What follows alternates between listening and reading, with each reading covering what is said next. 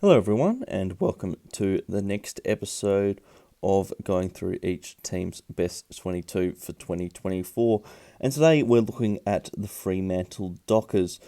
Fremantle made the semi final in 2022, but then had a pretty disappointing campaign in 2023, dropping down to 14th. And they've lost a couple of players across the off-season, so we're going to be running through their 22. So, from the back line, Walker, Pearce, Ryan, Clark, Cox, Chapman. I reckon their defence is probably their strongest part of the ground. They've got a very strong young back line. Ryan, Cox, both very good players. Chapman coming along nicely. Clark as well, who's been very good off the half back line since coming from Geelong. So I don't have too many issues there. Pearce, obviously the skipper, very reliable key back. I don't think Walker might not be available for the first part of the season. I'm not sure, but even there, it's still a very strong defence, and I expect them to be pretty solid in the back line again. Midfield now, O'Meara, Young, and Aish. Young went into the midfield late last year. I expect Fremantle to continue to deploy him there, as that was definitely a success in the back end of last year, and add him to Brayshaw and Sarong, and it's a very good young midfield. They've also got Johnson and Rasmus, who's not included in this, a couple of young midfielders drafted a couple of years ago. So they've got a young midfield coming along nicely. Darcy, a young ruck as well. So it's a pretty exciting midfield. O'Meara and Aish as well can both play roles. The forward line, Frederick, Jackson, Fife, Walters, Amos, Tracy.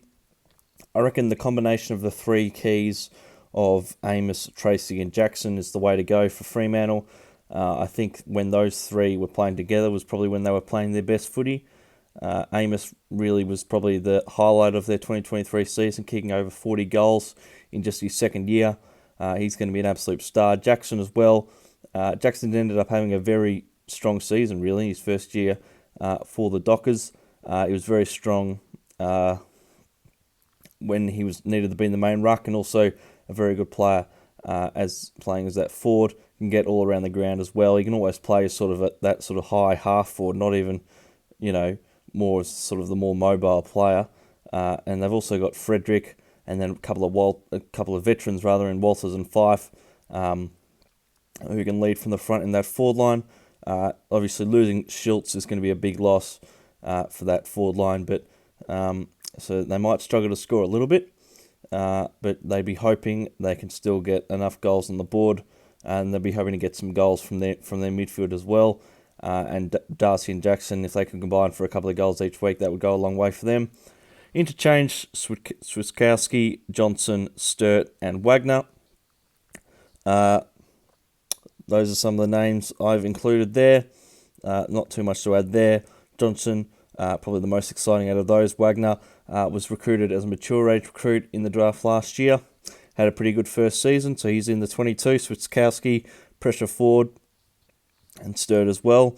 And Johnson's the one. If Johnson and Erasmus can come to the next level and really add some midfield depth, that could go a long way to them having another successful season. So yeah, let me know, Freo fans, if you think I've left anybody out. And tune in next time when we have a look at the Geelong Footy Club. Thank you for watching, and we'll see you next time.